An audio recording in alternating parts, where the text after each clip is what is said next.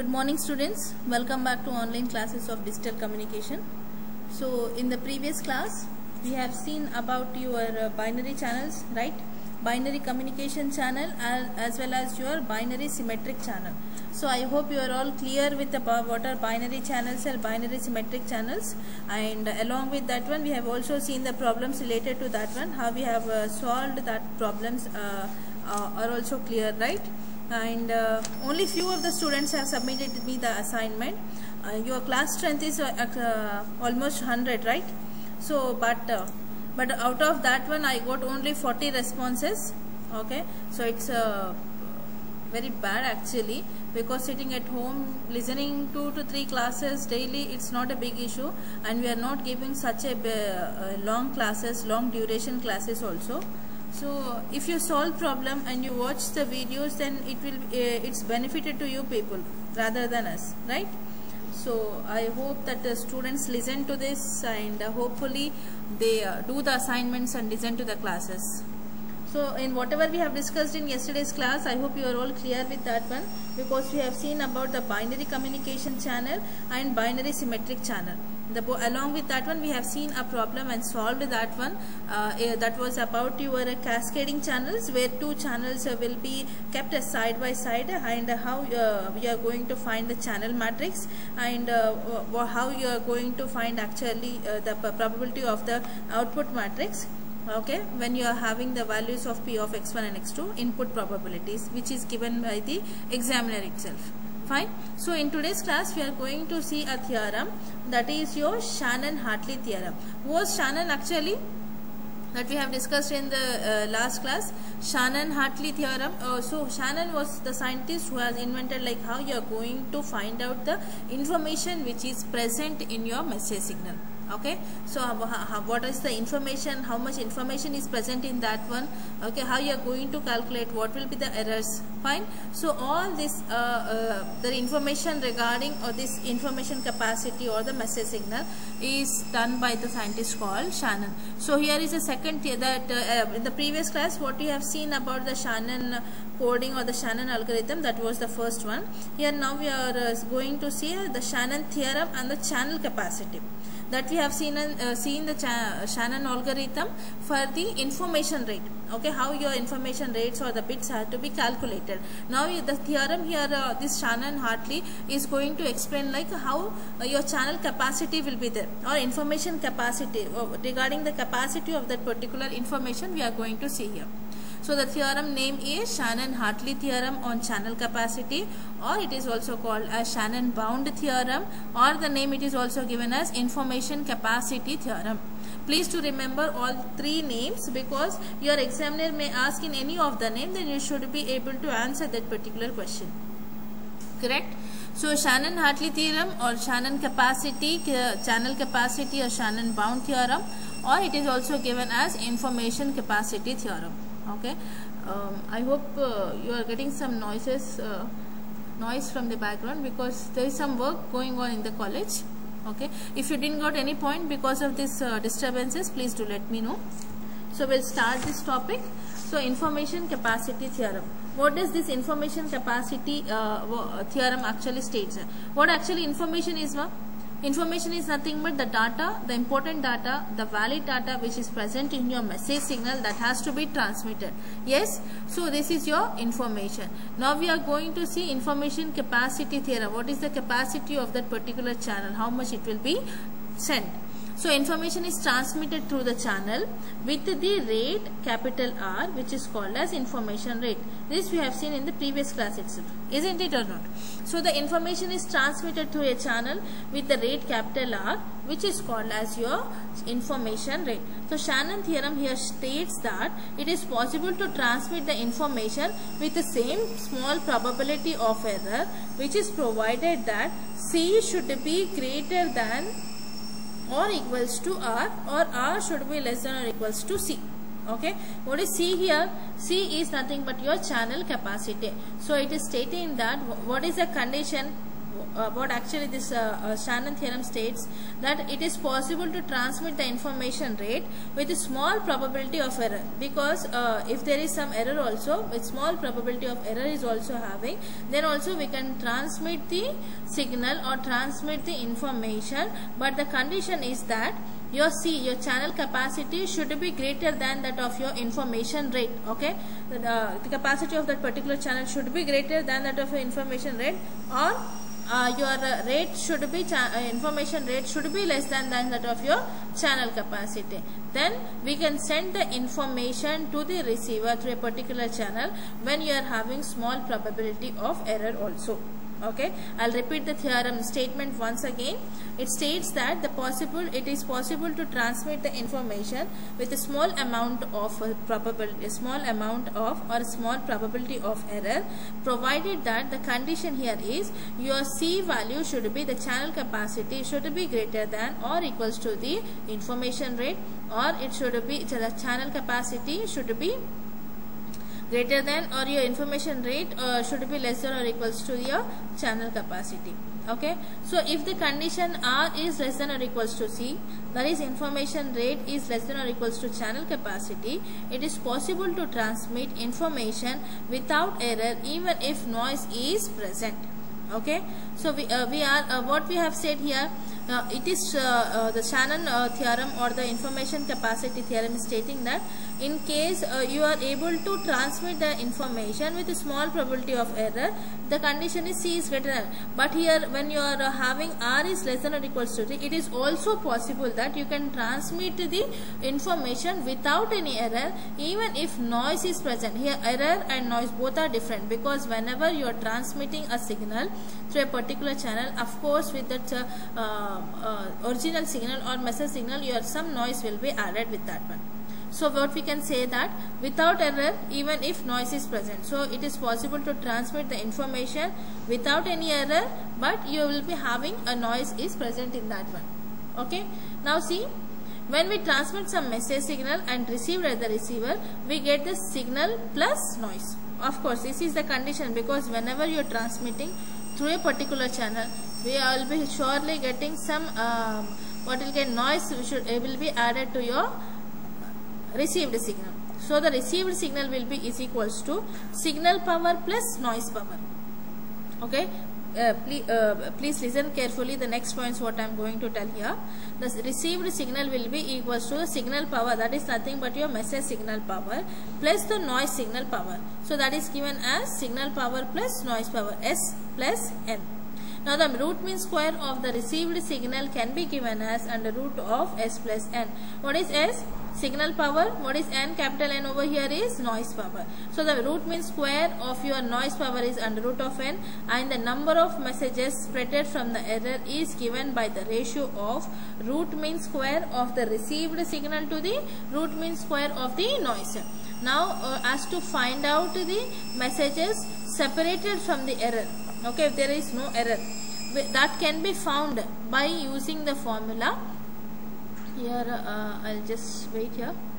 So here the number of messages which are separated from the error, that can be given as, because you are not having any kind of error, you got the you received the message signal, but along with that message signal of course you will be getting some noise, okay, because it is transmitted through a particular channel. So that can be given as the number of messages separated from an error is given by the ratio of root mean square of the received signal. Root mean square of the received signal is under root of S plus N. Yes ma? See here the root mean square of the received signal is given as root of S plus N, and the root mean square of the only signal power is under root of N. So how you are going to find out the number of messages separated from the error? That is ratio of root mean square of your received signal to the root mean square of your noise signal. So root mean square of your noise, that can be given as M is equals to, means number of messages is equals to under root of S plus N divided by root N. Now if you simplify further, then you will be getting this one as root of 1 plus S divided by N. Yes. So this is how you will be getting the number of messages which are separated from the error. Now see the digital information. Now I am going to calculate the digital information. You got very first topic was your information, where I is equals to, what was the formula for the I? That was your I is equals to, what was the formula? Log 2 of 1 by pk bits. Okay, that was the normal information that we have calculated. Then we have seen the mutual information also. Now here I am going to calculate the digital information. Means the same thing. Here the probability, the messages I am getting, the information can be given as log 2 of m, the number of messages. So in that particular messages, how much of the data or the information is present, we are going to calculate. We got the messages by using this formula, ratio of your what we can say, root mean square of your received signal to the root mean square of the noise. You got the messages. From in that messages, you have to find out the information in that one. So as to find out the digital information, the formula is given as same the formula that we have seen. I is equals to log 2 of m. So what is the m value over here? Root of 1 plus s by n, signal to noise ratio of the received signal to the signal to noise ratio of your noise power. So that can be calculated as log 2 of root of 1 plus s by n, or on simplification you will be getting as I is equals to 1 by 2 log 2 of 1 plus s by n.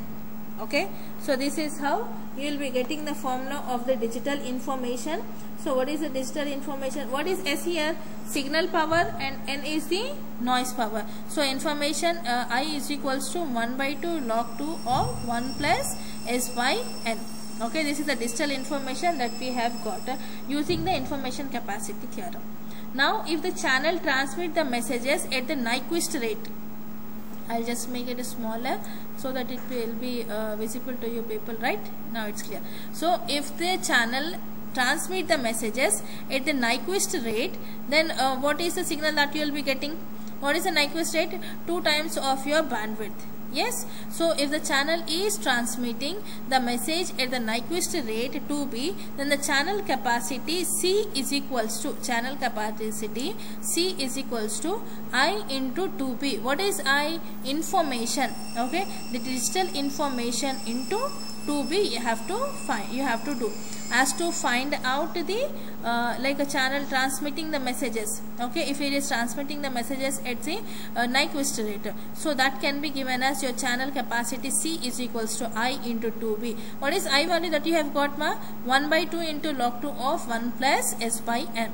So I'll just substitute this I value in this given equation. So I'll be getting 1 by 2 log 2 of 1 plus S by N into 2b. So can I cancel this numerator and denominator 2 values? So overall your channel capacity or C is equals to B into log 2 of 1 plus S by N, where B is your bandwidth. Okay, so this is called as Shannon-Hartley theorem or the information capacity theorem. Okay, so this is called your Shannon-Hartley or information capacity theorem. It states that it is possible to transmit the information with a small probability of error, provided that your channel capacity should be greater than that of your information rate. Clear, ma?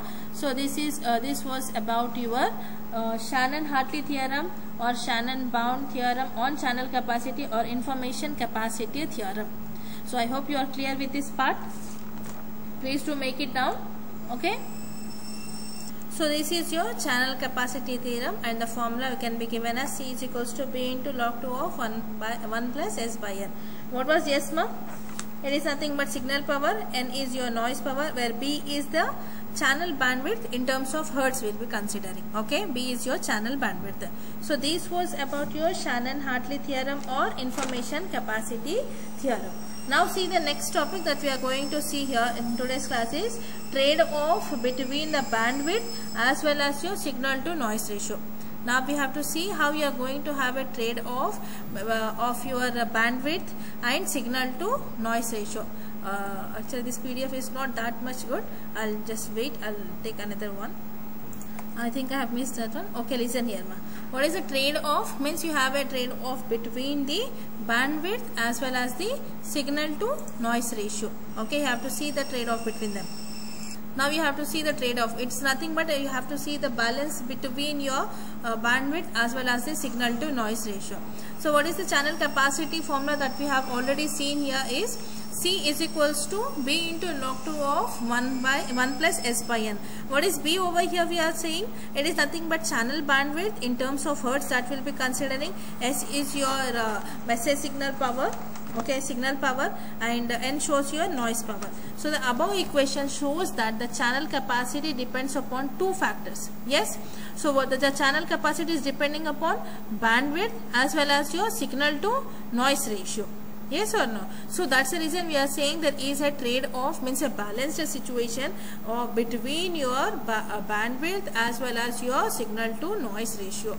So if there is a condition, if there is no noise in the signal, that is if N is equals to 0, then signal to noise ratio will be is equals to infinity. Yes, such channel is called as your noiseless channel. Then the capacity of that particular channel is also your infinity. So in that particular condition, your channel capacity is also infinite. When the condition is when your noise is equals to 0 or the noise ratio is equals to 0, it means that your signal to noise is also infinity. So that means such a channel is called as your noiseless channel, and the capacity of that particular channel is given as your C is equals to infinity. So thus noiseless channel will be having the infinite capacity.